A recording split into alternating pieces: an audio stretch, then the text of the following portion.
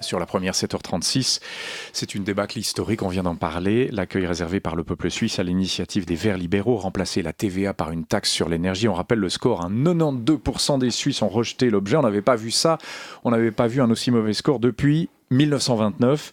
Aucun canton ne l'a soutenu. Alors, on va se poser la question ce matin, quel impact cet échec cinglant peut-il avoir sur le projet de fiscalité écologique que prépare actuellement Madame Widmer-Schlumpf en cette période de franc fort aussi et d'incertitude financière? Est-ce que le peuple suisse est prêt tout simplement pour une fiscalité écologique?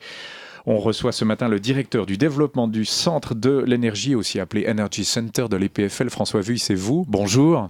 Bonjour. Merci d'être avec nous. D'abord, cette débâcle, 92% des Suisses qui sont contre cette initiative des Verts libéraux. Est-ce que ça enterre de facto, et pour de nombreuses années, et pour vous, tout projet de fiscalité écologique? Non, je ne crois pas. Pour deux raisons. La principale, c'est que le peuple a dit non pas à une fiscalité écologique en tant que telle, mais à un modèle donné de financement de cette transition énergétique, qui était un modèle qui présentait quand même un certain nombre de risques pour les comptes de l'État sur le long terme. C'était remplacer la TVA par une fiscalité écologique. On le rappelle, c'était pas un bon modèle. C'est peut-être une initiative qui était, ça ce sont les commentateurs, beaucoup le disent, qui était inutile, voire même contre-productive, voire même, est-ce qu'elle ne s'aborde pas ensuite alors le projet de fiscalité écologique que veut le Conseil fédéral, c'est-à-dire un projet beaucoup plus à la Suisse. On n'y va pas d'un coup comme ça, d'un seul, mais on y va à petits pas. Est-ce qu'au fond, on n'aurait pas dû voter là-dessus hier ? Probablement. Disons que c'est vrai que le modèle qui était présenté apportait d'une révolution fiscale drastique dans un modèle fiscal qui finalement marche relativement bien. On peut critiquer la TVA, mais c'est un système qui fonctionne et qui assure une pérennité des revenus pour l'État. Le système qui était proposé ne donnait pas ces garanties.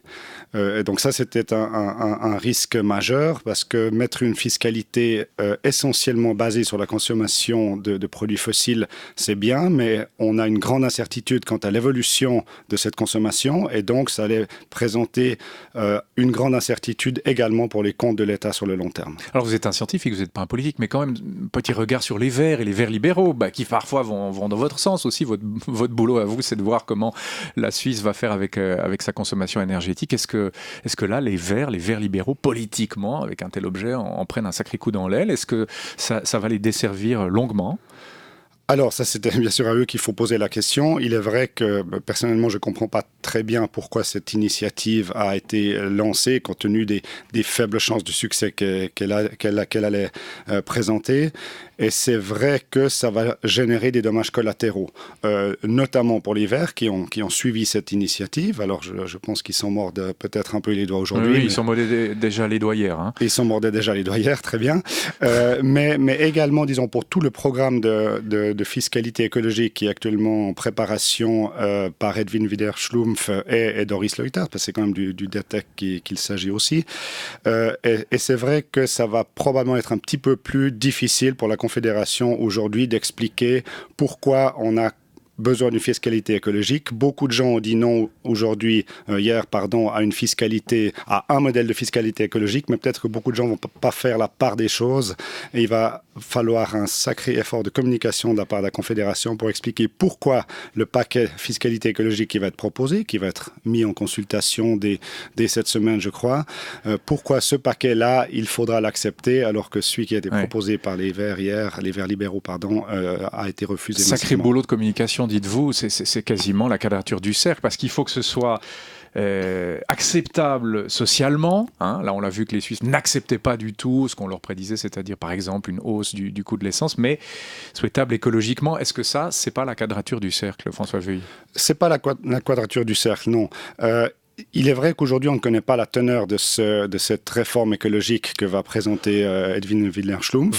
26 centimes d'essence oui, mais ça, c'est vraisemblablement... une mesure parmi beaucoup. Ça va être un paquet qui va être parfaitement cohérent, je l'espère, avec ce qu'on appelle le paquet de mesures qui a déjà été prise pour amorcer la transition énergétique.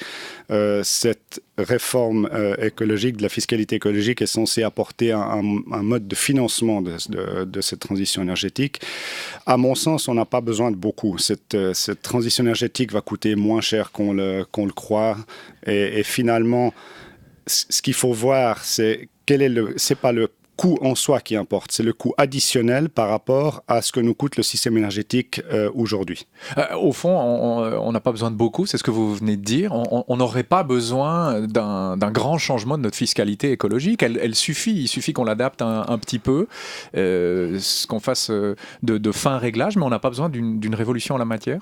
Je pense qu'on n'a pas besoin d'une révolution en la matière et je ne pense pas que la fiscalité écologique qui va être proposée, on va en prendre connaissance ces prochains jours, va effectivement apporter une révolution dans le système fiscal.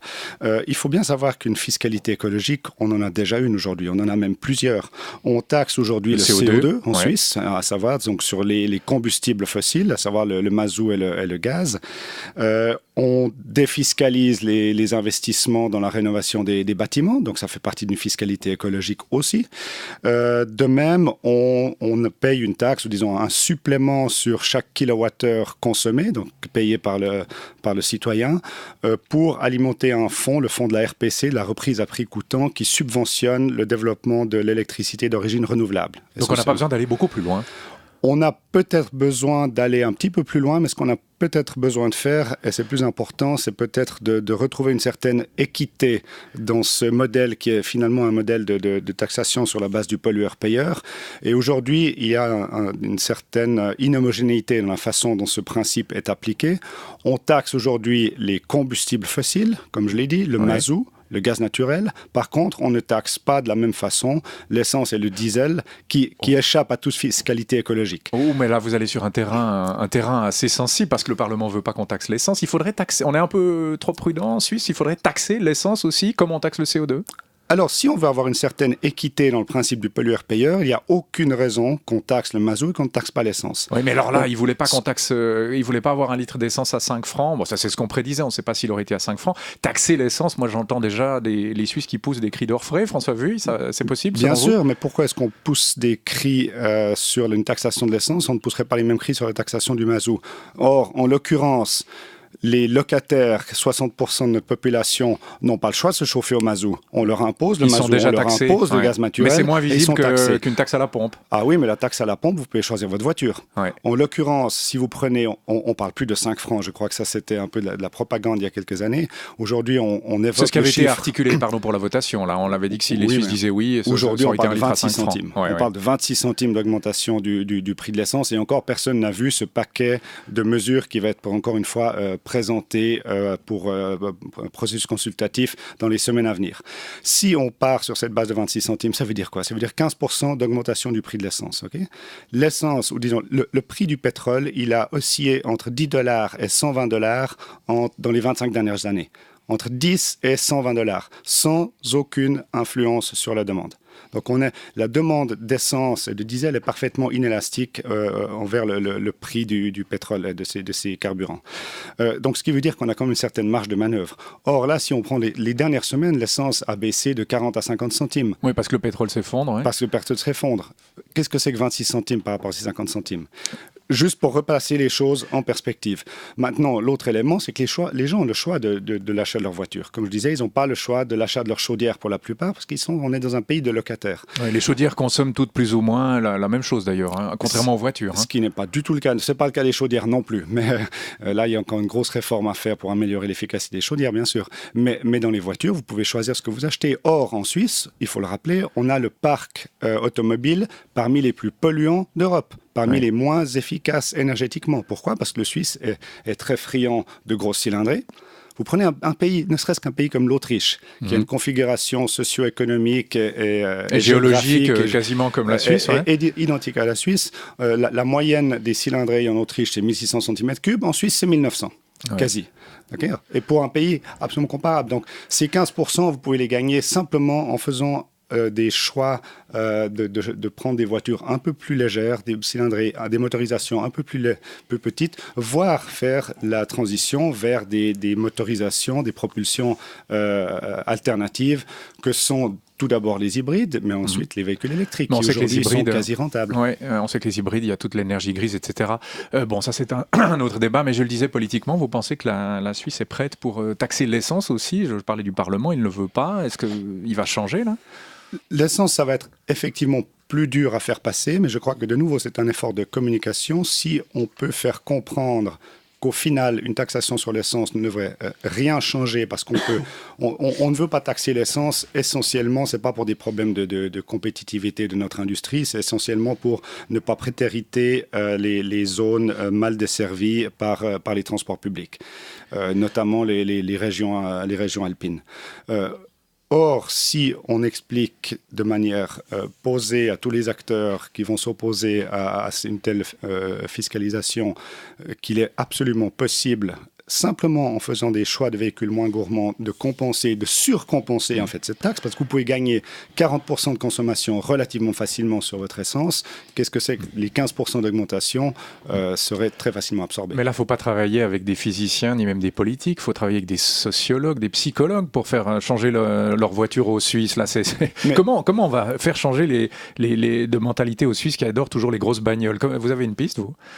Alors, dans ce sens-là, la fiscalité écologique pourrait représenter mais les Suisses ne veulent pas de taxes, ils ne veulent pas être punis. Mais ils ne seront pas punis s'ils font le bon choix de véhicule. Et aujourd'hui, on voit quand même la tendance à travers toute l'Europe, c'est quand même d'aller vers des véhicules plus petits. On voit même cette tendance aux États-Unis, c'est dire qui sont et même en Suisse aussi d'ailleurs, même si ça reste plus gros que l'Autriche. Donc les gens ont déjà la sensibilité écologique en Suisse, elle existe. Je veux dire, il y a vraiment tout le monde, il y a un élan, un engouement pour cette transition énergétique. Je le ressens tous les jours de mon travail et je crois qu'il faut surfer sur cette vague, mais c'est vrai qu'il faut faire attention de ne pas tuer le poussin dans l'œuf en essayant de mettre une fiscalité qui serait démesurée. Elle doit être incitative et encore une fois, je pense qu'on n'a pas besoin de grand-chose parce que le coût de la transition énergétique, le coût d'investissement ne sera pas supérieur au final à ce que nous coûterait le renouvellement de notre appareil énergétique qu'on doit renouveler de toute manière.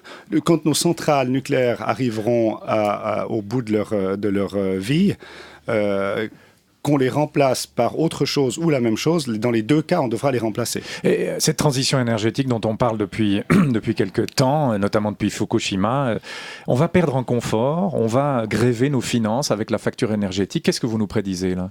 Absolument pas. L'idée est vraiment de faire plus avec moins. Donc c'est le principe de l'efficacité énergétique, c'est d'être capable de réduire massivement les pertes de notre système énergétique. Donc être capable d'apporter les mêmes services, voire des services améliorés avec moins d'énergie. Donc on aura même plus de confort. On aura a priori beaucoup plus de confort, notamment dans le bâtiment. Aujourd'hui, on a un parc de bâtiments qui est d'extrêmement mauvaise qualité. Tous les bâtiments qui sont construits avant les années 70 sont des réelles passoires énergétiques. Et vous êtes aujourd'hui, les technologies existent aujourd'hui, sont commercialement disponibles sur le marché, sont rentables et il suffit de les appliquer pour avoir des bâtiments beaucoup plus efficaces énergétiquement et avec un confort amélioré. On a parlé du prix du pétrole qui est dramatiquement bas, etc. Ça, c'est pas bon pour le tournant énergétique. On a aussi... c'est pas sûr. Pas sûr? C'est pas sûr? Ah bon? On a aussi conjoncturellement le franc qui est très fort. Là, c'est pas une bonne époque pour les réformes. Les entreprises sont un peu prudentes. C'est pas sûr non plus. C'est pas sûr non plus. Donc, vous démontez les deux arguments. Je les démonte, je me permets de les démonter partiellement, on va dire. Non, le franc fort, finalement, la transition énergétique, ça va être essentiellement implémenter, mettre en œuvre des technologies qui sont, pour la très grande majorité, importées.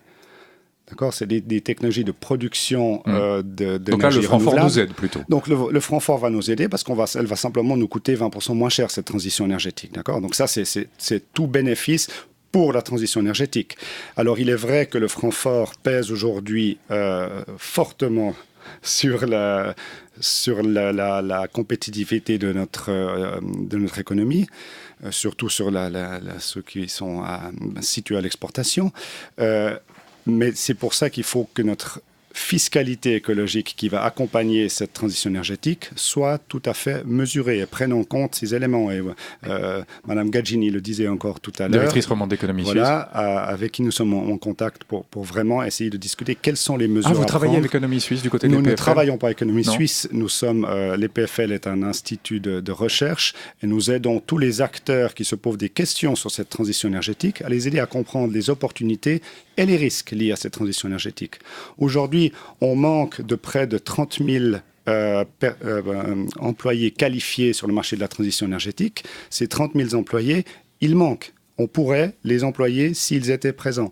Donc, il faut aussi retourner la lorgnette et pas uniquement voir la transition énergétique comme représentant un coût d'investissement, mais également comme une opportunité pour l'économie au total. 30 000 employés, c'est vrai que c'est une magnifique opportunité économique. Et c'est aujourd'hui. Si nous parlons dans 10 ans, ce sera beaucoup plus que ça. Donc il convient aujourd'hui de renforcer les filières de formation dans ces secteurs qui sont porteurs.